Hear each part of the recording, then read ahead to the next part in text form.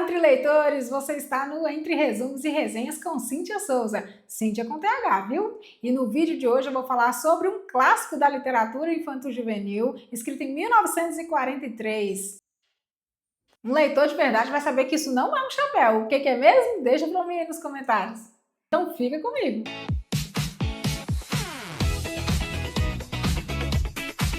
Então a história acompanha dois personagens principais. Um aviador, que chamaríamos modernamente de piloto de avião, que cai no deserto do Saara e precisa consertar o seu avião o mais rápido possível, afinal a água dele estava acabando. E um menininho muito bem vestido que, na verdade, estava visitando o planeta Terra, ou seja, ele não era daqui, ele era um extraterrestre e morava num planeta chamado B612, um planeta minúsculo, no qual cabiam basicamente um vulcão e uma rosa. Então o nome do menino nem é revelado, mas como ele estava extremamente bem vestido, o aviador começou a chamá-lo de Pequeno Príncipe. Na verdade, quando eles se encontraram lá no deserto do Saara, o Pequeno Príncipe já estava aqui no planeta Terra há um ano. Então o príncipezinho começa a contar as suas aventuras até chegar ao planeta Terra. Ele passou antes por 6 planetas e conheceu muita gente antes de chegar aqui à Terra. Mas por que ele saiu do seu planeta? Porque ele teve ali uma certa briga com a Rosa. Como eu falei, ele morava sozinho lá no planeta dele, que era minúsculo, só tinha um vulcão. Mas depois aparece do nada uma Rosa, da qual ele começa a cuidar com muito carinho. Mas a Rosa, sinceramente, era muito chata. Eu teria perdido a paciência com ela também. E aí algo a se pensar, porque a Rosa costuma representar o feminino, então a mulher, como se a Rosa fosse uma personagem feminina na história e ela acaba enchendo o saco mesmo do príncipezinho. Olha só o que o narrador diz assim que a Rosa desabrochou. Assim, ela logo começou a atormentá-lo com a sua doentia vaidade. Um dia, por exemplo, falando dos seus 4 espinhos, dissera ao Pequeno Príncipe: os tigres, eles podem aparecer com suas garras. Não há tigres no meu planeta, retrucara o príncipezinho. Além disso, tigres não comem ervas. Não sou uma erva, respondera a flor suavemente. Perdoa-me. Não tenho medo dos tigres, mas tenho horror das correntes de ar. Não terias, por acaso, um paravento? Horror das correntes de ar. Isso não é bom para uma planta, pensara o Pequeno Príncipe. É bem complicada essa flor. À noite me colocarás sob uma redoma de vidro. Faz muito frio no teu planeta. Não é nada confortável. De onde eu venho? Viera em forma de semente. Não pudera conhecer nada dos outros mundos. Encabulada por ter sido surpreendida em uma mentira tão tola, tossiu 2 ou 3 vezes e, para fazê-lo sentir-se culpado, pediu: e o paravento? Ia buscá-lo, mas tu falavas. Então ela forçou a tosse para causar-lhe remorso. Gente, muito chata, né, a Rosa? E aí um dia, né, ela encheu o saco dele demais, ele decidiu dar um tempo e ir embora, sair do planeta. E quando regou pela última vez a flor e se preparava para colocá-la sob a redoma, percebeu que tinha vontade de chorar. Adeus, disse ele à flor, mas a flor não respondeu. Adeus, repetiu ele. A flor tossiu, mas não era por causa do resfriado. Eu fui uma tola, disse finalmente. Peço-te perdão. Procura ser feliz. Então a Rosa aqui demonstra ter um certo arrependimento, mas o príncipezinho já tinha decidido ir embora. Até fica parecendo que é uma espécie de casal, né? Como se a Rosa fosse o primeiro amor dele. E ele estava descobrindo como conviver com ela. Mas a figura feminina aqui é colocada como muito chata, né? Insuportável. Mas antes da Rosa aparecer, o príncipezinho já se sentia muito solitário naquele planeta minúsculo. E aí ele conta para o aviador o seguinte: um dia eu vi o sol se pôr 44 vezes e logo depois acrescentaste: quando a gente está muito triste, gosta de admirar o pôr do sol. Estavas tão triste assim no dia em que contemplastes os 44? Mas o príncipezinho não respondeu. Então vejam que sim, claro que ele estava triste. É interessante usar o pôr do sol, né? Porque o pôr do sol dá a ideia do fim. E geralmente o nascer do sol dá a ideia de início, né? Então, se ele fosse um menino feliz, provavelmente ele iria apreciar o nascer do sol e não o pôr do sol. Então, esse aqui é um livro, gente, que vai falar de solidão, de tristeza, da necessidade que temos de fazer conexões uns com os outros, de termos amigos, né? Mais pra frente vai aparecer a famosa raposa. E eu acho muito válido que esse personagem seja um menino, porque geralmente nossa cultura não deixa que os meninos expressem as suas tristezas, as suas angústias. Infelizmente, na nossa sociedade, os meninos são estimulados a desenvolverem apenas sentimentos relacionados à raiva, ao ódio, à agressividade, à violência. E aí, muitas vezes, eles aprendem a expressar a dor e o sofrimento, e a tristeza deles a partir da raiva. E aí, acho muito válido a leitura desse livro com as crianças em geral, mas principalmente com os meninos, para ver se desenvolve neles a sensibilidade. Falta sensibilidade nos meninos. Eles parecem que ficam meio anestesiados no mundo de hoje, eles não se emocionam, não se comovem com nada. É por isso que nós vemos aí adolescentes torturando cachorro, incendiando pessoas em situação de rua e matando muitas mulheres. Não desenvolvemos a sensibilidade, a compaixão, a empatia nos meninos. E esse aqui, então, é um livro essencial para a construção da identidade do menino. Então, o primeiro planeta que o Pequeno Príncipe visita, depois que ele deixou o asteroide B612, é comandado por um rei extremamente autoritário, que não aceitava desobediência e que dava ordens constantemente, mesmo o planeta dele sendo minúsculo e ele estando basicamente sozinho. Mas bastou ver o Pequeno Príncipe que ele já começa a dar as suas ordens. O Pequeno Príncipe estava cansado da viagem, então ele começou a bocejar. E aí o monarca fala: é contra a etiqueta bocejar na frente do rei, disse o monarca. Eu o proíbo? Não posso evitar, disse o príncipezinho sem jeito. Fiz uma longa viagem e não dormi ainda. Então, disse o rei, eu te ordeno que bocejes. Há anos que não vejo ninguém bocejar. Os bocejos são uma raridade para mim. Vamos, boceja! É uma ordem. Isso me intimida. Assim eu não consigo, disse o Pequeno Príncipe enrubescido. Respondeu o rei. Então eu te ordeno, ora bocejares, ora... Ele gaguejava um pouco e parecia envergonhado, porque o rei fazia questão de que sua autoridade fosse respeitada. Não tolerava desobediência, era um monarca absoluto, mas, como era muito bom, dava ordens razoáveis. Para não parecer que o rei estava sendo desobedecido, ele ordena que o menino pare, mas depois ordena que o menino boceje. E aí ordena que o menino pare e ordena que boceje. E na verdade, gente, o rei aqui é uma alegoria. O que é uma alegoria? É a representação concreta de algo abstrato. Então, todos esses personagens que vão aparecer nos planetas vão ser alegorias, não é um tipo de metáfora para algum sentimento, para alguma sensação, alguma emoção, algum defeito humano, principalmente o defeito dos adultos. Então o rei representa aqui, na verdade, a obsessão pelo poder que o ser humano tem, e muitas vezes o homem mesmo, né? Basta observarmos, por exemplo, os nossos governantes, né? Os presidentes, os ditadores aí que comandam os países. O mundo está em constante guerra. É assustador o que está acontecendo nos últimos anos, né? Um país invadindo o outro. Então o rei vem representar exatamente essa obsessão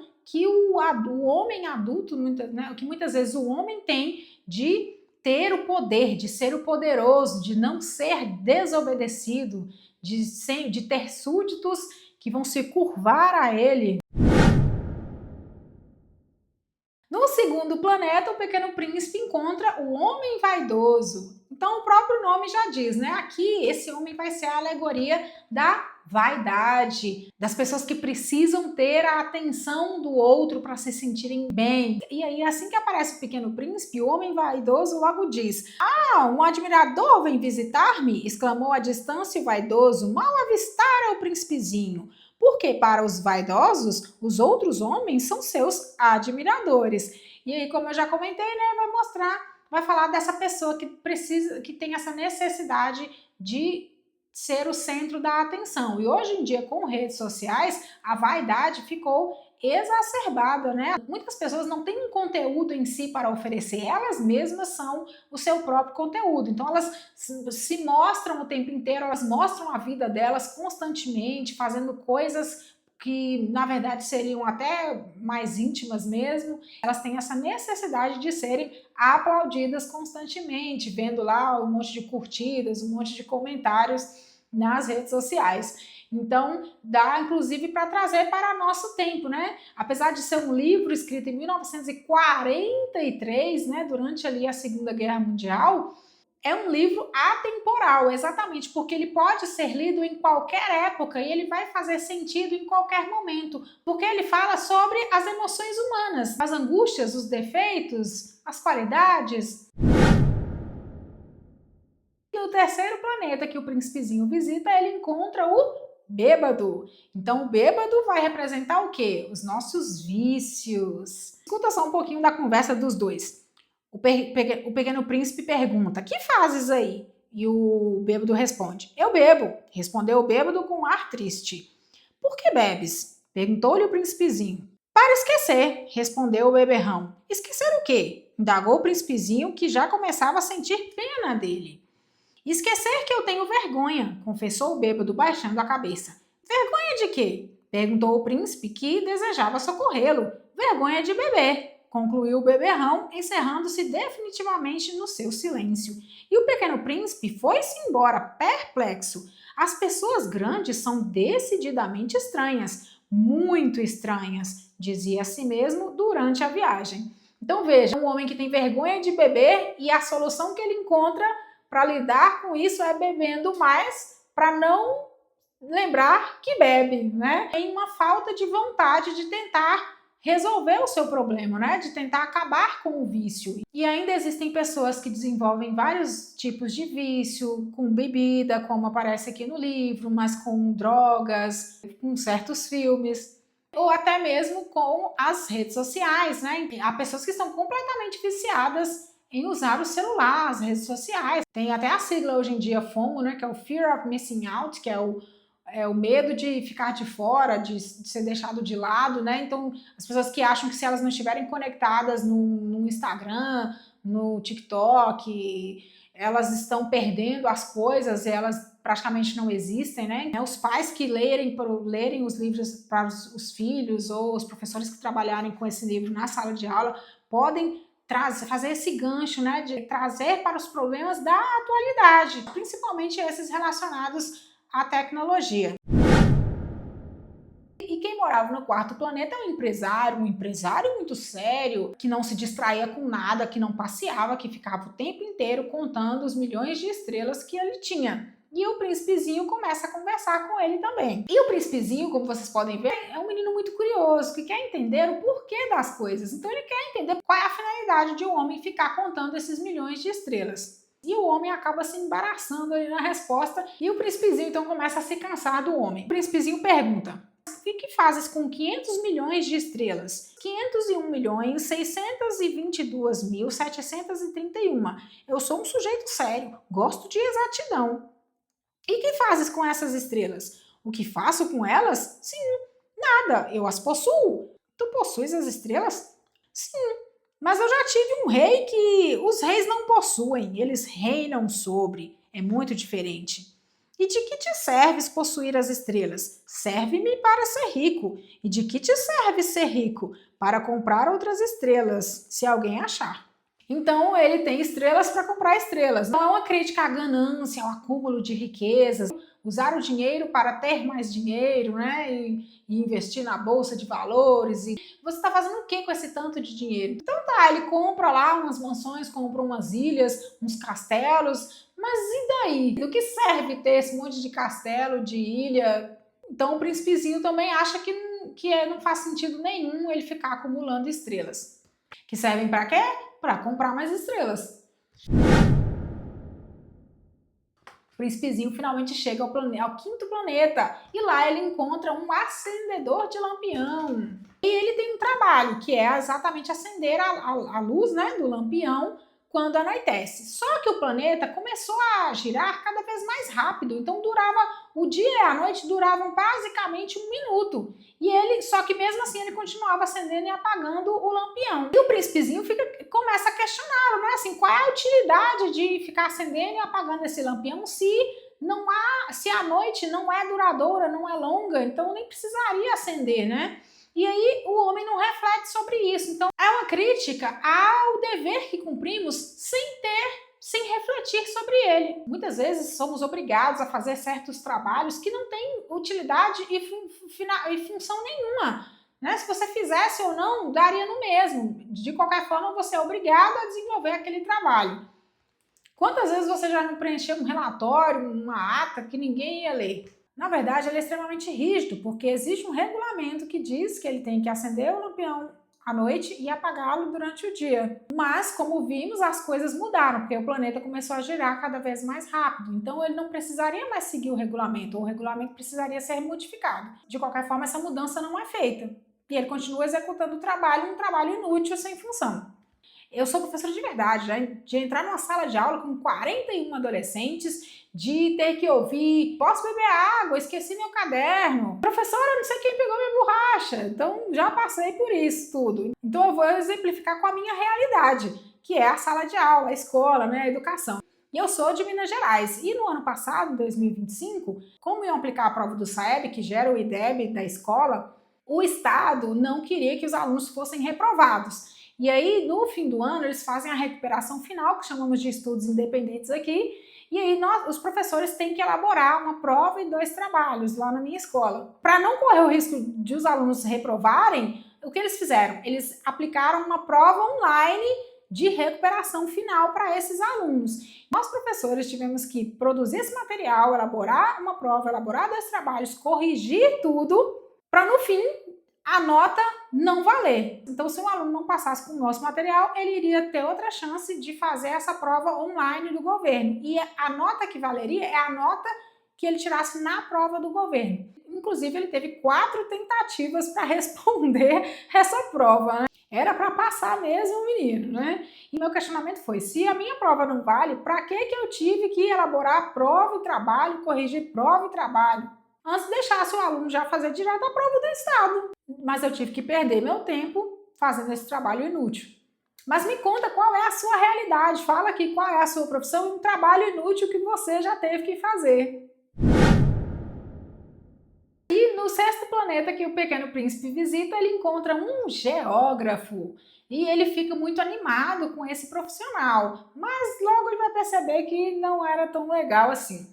Por quê? Porque ele começa a fazer perguntas sobre os planetas para o geógrafo e ele não sabe responder. Escuta só esse trechinho. O que faz o senhor aqui? Sou geógrafo, respondeu o velho. Que é um geógrafo? Respondeu o príncipezinho. É um especialista que sabe onde se encontram os mares, os rios, as cidades, as montanhas e os desertos.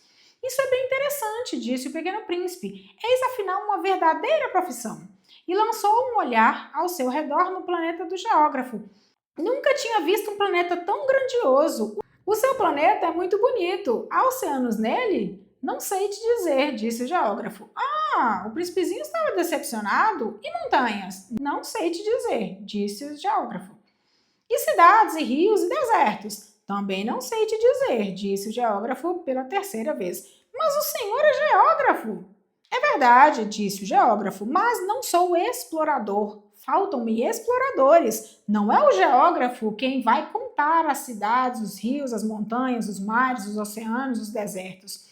O geógrafo é muito importante para ficar passeando. Nunca abandona a sua escrivaninha, mas recebe os exploradores, interroga-os e anota seus relatos de viagem. E quando algum lhe parece mais interessante, o geógrafo faz um inquérito sobre a moral do explorador. E qual é o problema dele? O problema é que ele sabe a teoria, mas não conhece a prática. E aí, de novo, trazendo para a minha realidade de escola. Todo mundo acha que pode opinar como ser professor, como dar aula. Mesmo pessoas pessoas que não são formadas em licenciatura. Só quem trabalha na escola de verdade é que sabe as dificuldades que nós enfrentamos. Esse pessoal que inventa de escrever artigo e às vezes faz até dissertação e tese aí de doutorado, sem conhecer a realidade da escola, é o geógrafo que conhece a teoria, mas não conhece a prática. Então o príncipezinho fica extremamente decepcionado com esse profissional. Mas é ele que dá a sugestão do Pequeno Príncipe visitar o planeta Terra. E aí finalmente ele vem para cá. E aqui no planeta Terra, o primeiro ser que ele conhece é a serpente. Ele tem o seguinte diálogo com ela. Teu planeta é belo, disse a serpente. Que vens fazer aqui? Tenho problemas com uma flor, disse o príncipe. Ah, exclamou a serpente, e se calaram. Onde estão os homens? Tornou a perguntar o príncipezinho.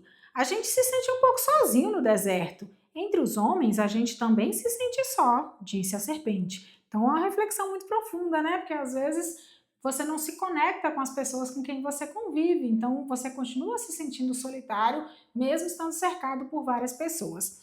E a serpente diz para o príncipezinho que se ele quisesse voltar ao planeta dele, ela poderia picá-lo, e quando ele fosse picado, ele conseguiria retornar para o asteroide B612. E aí, então, é com ela que ele vai aprender sobre a morte, né? E aí, essa questão da morte é algo simbólico, não precisa ser uma morte física, realmente, né? Mas aí o príncipezinho diz que agora não, que quer conhecer a Terra, que quer conhecer um pouco mais da Terra e continua caminhando. Ele se depara com 5.000 flores que eram exatamente iguais a sua rosa, e ele descobre então que tem uma rosa. E ele fica extremamente decepcionado, porque ele pensa que a rosa mentiu para ele, porque ela disse que ela era única, mas na verdade ela não era. E aí isso gera uma reflexão, né, do que é ser único. O tornar-se único para alguém significa que você criou vínculos com essa pessoa, ou com essa coisa, ou com algum objeto que te lembra alguém muito querido, que te deu, por exemplo, que era de alguém que faleceu. Então, depois de se afastar das 5.000 rosas, é que finalmente ele conhece a famosa raposa. E aí muita gente conhece citações exatamente da conversa entre o Pequeno Príncipe e a raposa, que vai se tornar sua amiga. Então ele vai descobrir como criar laços com a raposa. E aí ele começa falando com ela. Vem brincar comigo, propôs ele. Estou tão triste. Eu não posso brincar contigo, disse a raposa. Não me cativaram ainda. Ah, desculpe, disse o príncipezinho. Mas após refletir, acrescentou. Que quer dizer cativar? É algo quase sempre esquecido, disse a raposa. Significa criar laços. Criar laços? Exatamente, disse a raposa. Tu não és ainda para mim senão um garoto inteiramente igual a 100.000 outros garotos, e eu não tenho necessidade de ti. E tu também não tens necessidade de mim. Não passo a teus olhos de uma raposa igual a 100.000 outras raposas, mas se tu me cativas, nós teremos necessidade um do outro. Serás para mim único no mundo, e eu serei para ti única no mundo. Então, eles se cativam, né? E aí, finalmente, o príncipezinho precisa continuar as suas andanças para conhecer, né, o planeta Terra. E a raposa diz, tu te tornas eternamente responsável por aquilo que cativas. Tu és responsável pela tua rosa. E é com a raposa que o príncipezinho também aprende o seguinte. Eis o meu segredo. É muito simples, só se vê bem com o coração. O essencial é invisível aos olhos. Então, depois de conhecer a raposa e aprender a importância de cativar alguém e criar laços, o Pequeno Príncipe vai ao encontro do manobreiro de trem, que tinha como função agrupar os passageiros em blocos de 1.000 pessoas para que elas pudessem entrar em um trem e tomar uma direção. E aí o Pequeno Príncipe, vendo aquele povo todo indo e vindo toda hora, perguntou se essas pessoas não eram infelizes onde estavam. E o manobreiro disse o seguinte... Nunca estamos contentes onde estamos. Então, o manobreiro é uma alegoria para o vazio existencial que nós temos, né? Todo mundo sente esse vazio existencial de que sempre falta algo, sempre precisamos conquistar algo, nunca nos sentimos completos, porque na verdade nunca estamos satisfeitos. E eu posso até falar de mim mesma, porque aconteceu comigo recentemente. Minha promessa de fim de ano, de 2019 para 2020, foi que eu iria morar sozinha. E aí veio o quê? A pandemia e adiou os meus planos, mas eu continuei me planejando, me organizando para que quando acabasse a pandemia eu pudesse me mudar. E aí isso só foi acontecer 3 anos depois. Então hoje eu estou morando sozinha. Logo no início, quando eu vim para cá, eu não me sentia tão feliz quando eu pensei que fosse me sentir, porque afinal de contas eu tinha conquistado esse grande objetivo meu. Então eu deveria estar pulando de alegria, mas não, eu fiquei indiferente a isso. Inclusive, eu até comecei a reclamar da casa, porque eu moro numa região próxima aos parques aqui da minha cidade, então é uma região muito arborizada. E aí toda hora entra um bicho, entra um inseto esquisito com as asas enormes, e eu morro de medo desses bichos, principalmente à noite, né? Eles são atraídos pelas luzes. E às vezes eu tenho que fechar as janelas e as portas mais cedo do que eu queria, para que eles não entrem aqui dentro de casa. E aí eu estava reclamando, mas que casa cheia de bicho, toda hora aparece um bicho aqui. Mas depois, né, eu fui repensar, refletir exatamente sobre esse vazio existencial que nós temos, de que nunca estamos satisfeitos com nós mesmos, né? E com as nossas próprias conquistas. Inclusive comecei a comprar uns enfeites, uns ornamentos, umas plantinhas que deixam a casa mais bonitinha, né? E mais aconchegante. E por último, antes de conhecer o aviador, o Pequeno Príncipe encontra o vendedor. Vendedor de quê? De pílulas que acabavam com a sede. É isso mesmo. E aí o Pequeno Príncipe pergunta, né, por que ele vende essas pílulas. E o vendedor disse que é uma grande economia de tempo, disse o vendedor. Os peritos calcularam, a gente ganha 53 minutos por semana quando para de beber água. Quando você para de perder o seu tempo bebendo água. Olha só, né, a ideia. Parar para beber água é um desperdício de tempo e que você tem que utilizá-lo provavelmente para você produzir, para você trabalhar mais. Imagina hoje em dia vivendo na sociedade do desempenho, de acordo com o filósofo Byung-Chul Han. Pois é, ele escreveu o livro A Sociedade do Cansaço. Já tem vídeo aqui no canal sobre esse livro, está muito bom, caprichei na edição para vocês. Byung-Chul Han explica nesse livro que nós vivemos numa época em que aprendemos a nos autoexplorar e por isso somos o sujeito de desempenho. Nós temos que produzir o tempo inteiro, 24 horas por dia. Inclusive você não pode nem dormir. Teve um período aí que eu via toda hora um vídeo aqui no YouTube com o título, por que acordo às 5 da manhã, por que acordo às 3 da manhã, só faltou colocar lá porque eu parei de dormir, né? Porque muita gente tentando vender essa ideia de que dormir era um desperdício de tempo, tentando vender a ideia de que você de fato tem que ser produtivo 24 horas por dia, como se dormir fosse um desperdício de tempo, então, e não algo necessário para você restabelecer a sua energia e manter a sua saúde mental. E aí o Pequeno Príncipe é ótimo, porque ele reconhece essas besteiras que os adultos dizem e a maneira errada como estamos vivendo muitas vezes, e olha só o que ele pensa.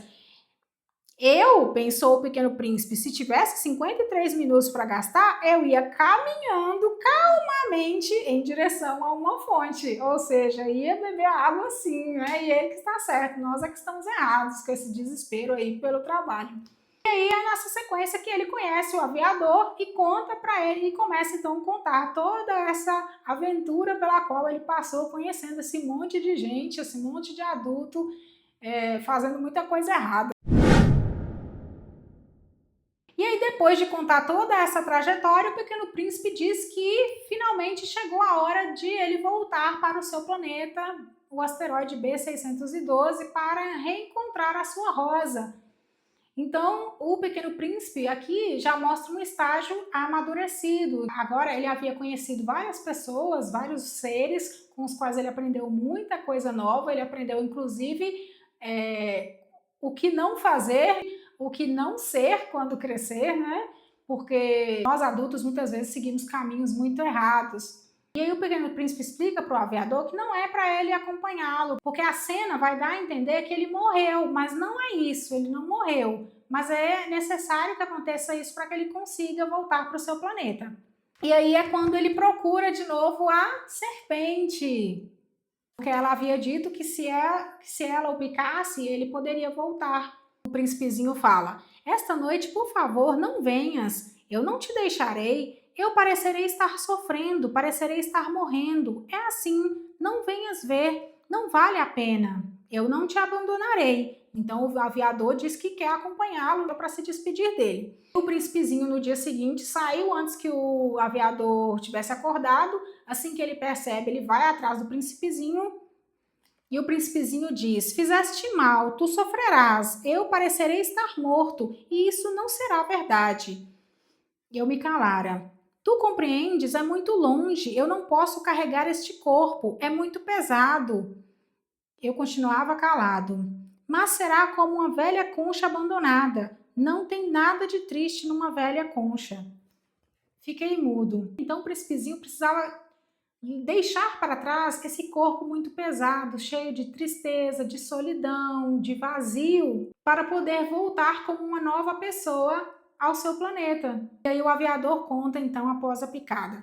Houve apenas um clarão amarelo perto da sua perna. Permaneceu por um instante imóvel, não gritou. Tombou devagarinho como tomba uma árvore. Não fez sequer barulho por causa da areia. E aí, anos depois, o aviador vem dizer, né? Tenho certeza de que ele voltou ao seu planeta, pois ao raiar do dia não encontrei o seu corpo. Não era um corpo tão pesado assim. Então, o corpo dele havia sumido. Mas, de qualquer forma, fica em aberto, né? Se de fato ele conseguiu voltar ou não para o seu planeta. O aviador não tem como ter certeza disso, né? E aí nós podemos interpretar de algumas formas diferentes, né? A primeira, por exemplo, é que de fato o príncipezinho não voltou para o seu planeta, que ele morreu, né? Que ele se deixou picar, mesmo sabendo que ele corria esse risco de morrer, mas era a única chance que ele tinha de poder voltar para o asteroide B612 e reencontrar a sua Rosa, porque agora ele reconhecia a importância dela para ele. Afinal, ele descobriu, né, o que significava cativar alguém. Ou nós podemos entender a morte simbólica, né? Então, morreu aquele menino triste, cheio de vazios e cheio de angústias, que chegou ao planeta Terra e que agora era um menino leve, que havia se conectado com a sua Rosa e que entende, então, agora o que importa na vida, que são os laços que nós criamos com as pessoas. Qual final você prefere, a morte literal ou a morte simbólica, a morte figurada? E aí não tem como não falar que esse livro é sim um clássico da literatura, porque é um livro que foi escrito em 1943, mas que fala de hoje, que fala de 2026, que vai falar de 2030, que vai falar de 2050, que vai falar de 2100, com certeza, porque é um livro que fala das nossas angústias, das nossas emoções, dos nossos medos, das relações que nós criamos com o outro. Eu gosto muito da ideia defendida por Mário Vargas Llosa nesse livro aqui, A Civilização do Espetáculo, no qual ele critica que existe um esvaziamento dos produtos culturais. Isso inclui literatura, cinema, música, arte, até o jornalismo, a política, por exemplo. E ele fala, então, o que faz com que uma obra atinja o seu maior grau de excelência. A obra literária e artística que atinge certo grau de excelência não morre com o passar do tempo, continua vivendo e enriquecendo as novas gerações e evoluindo com estas. Então, com certeza, O Pequeno Príncipe é um exemplo de obra que atingiu esse grau de excelência, porque é um livro que não vai morrer e que vai servir para qualquer geração.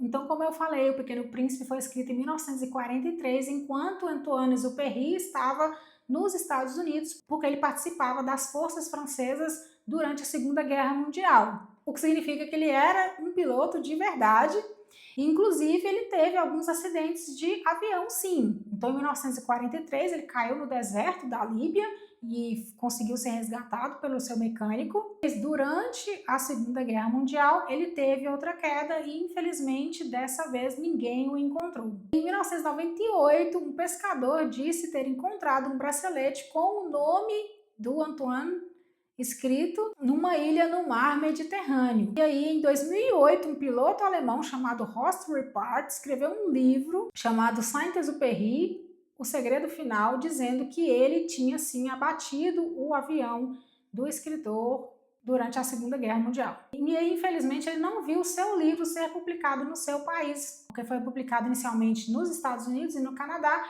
e na França só foi editado em 1945, quando ele já tinha morrido. E Exupéry era casado com uma artista chamada Consuelo Carrillo, com quem tinha uma relação muito turbulenta, muito conflituosa, eles brigavam muito, inclusive eles também tinham casos abertamente, né? Então acho que seria tipo uma relação aberta, mas na época não pegava bem falar isso, né? E aí, inclusive, eu acho que ele representou essa esposa através da Rosa do livro. E aí eu acho que ele trouxe um pouco dessa relação conflituosa para o livro, representada pelo Pequeno Príncipe e pela Rosa, porque como eu disse, a Rosa é vista como muito chata mesmo, pega no pé do Pequeno Príncipe. Então eu acho que é um pouco disso, ele achava a esposa chata em vários momentos, inclusive ele era piloto, então ele viajava para vários países com frequência, né? Eles davam um tempo, vamos dizer assim, e foi o que o Pequeno Príncipe fez, né? Quando ele já não estava suportando conviver com a Rosa, o que foi que ele fez? Saiu do seu planeta, ele foi dar um tempo. Então agora eu espero que você tenha entendido com detalhes todo o significado simbólico que tem essa história e como ela fala das nossas angústias, dos nossos medos, o medo de ficar sozinho, o medo de não ter companhia, e que por isso é uma obra que nunca vai morrer. E agora vamos sintetizar as ideias apresentadas no livro fazendo o nosso mapa mental. O livro resenhado de hoje foi O Pequeno Príncipe, um clássico da literatura infanto-juvenil, publicado inicialmente em 1943. O livro apresenta dois personagens principais: um menino, que vai ser chamado de Pequeno Príncipe, e o aviador, que será o narrador da história e que vai conhecer o Pequeno Príncipe. O Pequeno Príncipe é de um planeta chamado asteroide B612 e o aviador caiu com seu avião no deserto do Saara e é lá que ele encontra o menino. Mas antes de chegar ao planeta Terra, o Pequeno Príncipe conheceu vários outros planetas. Ele conheceu o planeta do rei autoritário, do homem vaidoso, do bêbado, do empresário, do acendedor de lampião. Finalmente, o Pequeno Príncipe vem para cá. Aqui no planeta Terra, ele conhece a serpente, 5.000 rosas, a raposa, o manobreiro de trem e o vendedor de pílulas para acabar com a sede. O Pequeno Príncipe é inicialmente um menino muito triste e solitário e que viaja para vários planetas em busca de amigos e de conexão. É um livro que vai falar sobre as angústias e as dores humanas. Por isso, é um livro que pode ser considerado atemporal. O final é considerado aberto, ou seja, a morte do Pequeno Príncipe é ambígua, porque ele é picado por uma serpente e seu corpo cai na areia. Então fica a dúvida, ele voltou ou não para o asteroide B612. E esse é o meu mapa. Agora é a sua vez, faça o seu mapa mental, posta nos stories no Instagram, marca o perfil Entre Resumos e Resenhas e até o próximo vídeo.